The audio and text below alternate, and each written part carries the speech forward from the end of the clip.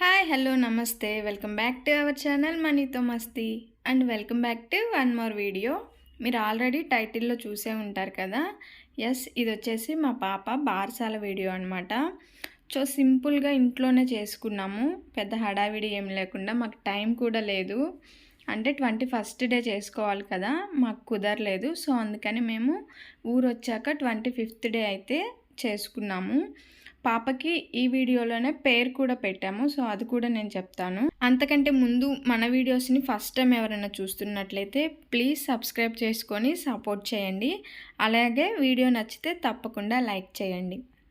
ఇప్పుడు మీరు చూస్తున్న బ్యాక్ డ్రాప్ వచ్చేసి నేను మీషోలో తీసుకున్నాను, చాలా బాగుంది.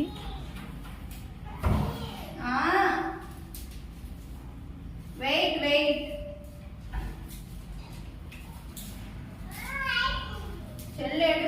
వస్తున్నా.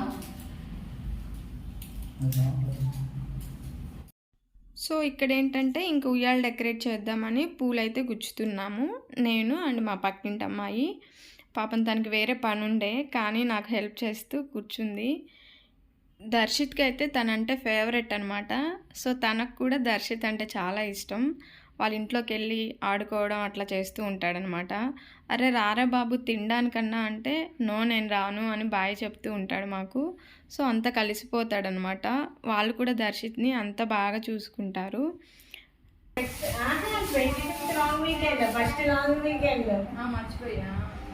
ఫస్ట్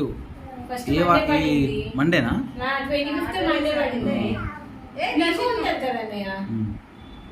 ఒక్కరోజు మాకు. ఇంక ఇక్కడ వచ్చేసి ఉయ్యాలైతే డెకరేట్ చేశాను తన హెల్ప్తో. నా డెకరేషన్ అయితే ఇలా కూడా ఉండేది కాదు.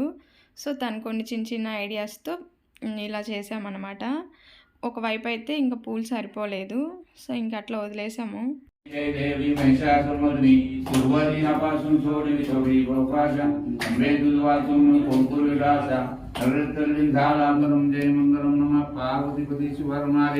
कुंडली कौरदेव भारी विठ्ठल श्री ज्ञानदेव तुकाराम पंढरनाथ महाराज की माऊली ज्ञानेश्वर महाराज जगद्गुरु संत तुकाराम महाराज की मंगल मूर्ति मोरिया.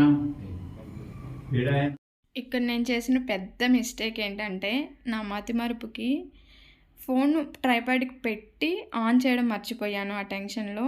ఎందుకంటే పూజారి మార్నింగ్ వస్తామని చెప్పారు, సో మార్నింగ్ రాలేదు. సో 5కి అలా వస్తామన్నారు, సో ఆ టైంకి కూడా రాలేదు. ఇంక ఈవినింగ్ 7కి వచ్చారనమాట. ఇంకా హడావిడిలో నేను ఫోన్ ట్రైపాడ్కి పెట్టేసి ఆన్ చేయడం మర్చిపోయాను. ఇంక ఈ వీడియోస్ అయినా చెప్పాను కదా మా పక్కింటి వాళ్ళు తీస్తే, సో తన దగ్గర గ్యాదర్ చేసుకొని నేను అప్లోడ్ చేస్తున్నాను, లేదంటే ఇవి కూడా ఉండేవి కాదు. అండ్ ఇక్కడ ఒక మెయిన్ థింగ్ చెప్పాలి, మనకి ఇలా పూజలైనా ఏవైనా మనం గుళ్ళో చేసుకుంటాం కదా. సో గుళ్ళో పేరు అలా పెట్టుకొని ఇంటికి వచ్చి ఏదన్నా బారసాల అలాంటివి ఇంటి దగ్గర చేసుకుంటాం, ఉయ్యాల్లో వేయడం అలాంటివి. సో మేము కూడా అలానే అనుకున్నాము. ఇక్కడ గుళ్ళో పాపకి పేరు పెట్టి ఇంటికి వచ్చాక ఉయ్యాల్లో వేయడం అనేది చేద్దాం అనుకున్నాము.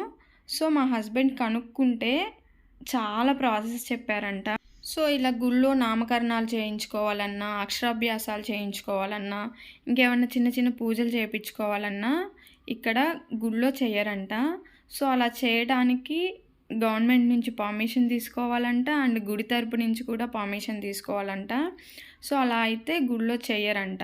సో అందుకని ఇంకా మేమైతే తెలిసిన వాళ్ళని కనుక్కుంటే ఇంకా వాళ్ళకి తెలిసిన పండితుని ఇంటికి పంపించారు. ఇక్కడ ఏంటంటే ఏదైనా ఏ అకేషన్ అయినా ఏ పూజ అయినా ఇంట్లోనే చేయించుకుంటారంట. సో అలా ఇంటింటికి ఒక పూజారి అయితే ఉంటారంట, వాళ్ళకి సంబంధించిన వాళ్ళు. ఇంకా మా హస్బెండ్కి తెలిసిన వాళ్ళకి చెప్తే సో వాళ్ళ తరపు పూజారిని మాకు పంపించారనమాట ఆ రోజు. ఇంకా ఆ రోజు పూజారి కోసం చాలా వెయిట్ చేసాము. మార్నింగ్ వస్తామని చెప్పారు, తర్వాత అది క్యాన్సిల్ అయిపోయింది. తర్వాత ఈవినింగ్ వస్తామని చెప్పారు 5 o'clockకి అలా, అది కూడా క్యాన్సిల్ అయిపోయింది. ఇంకా నైట్ 7కి వచ్చారనమాట. సో 7కి వచ్చినా సరే పూజ ఒక 10 minutes అలా, హార్డ్లీ అయితే ఒక 10 minutes చేసి ఉంటారు. మేము వెయిట్ చేసిన డే అంతా వెయిట్ చేసాము. తను వచ్చి ఒక 10 నిమిషాల్లో పూజ అయితే చేసేసారు.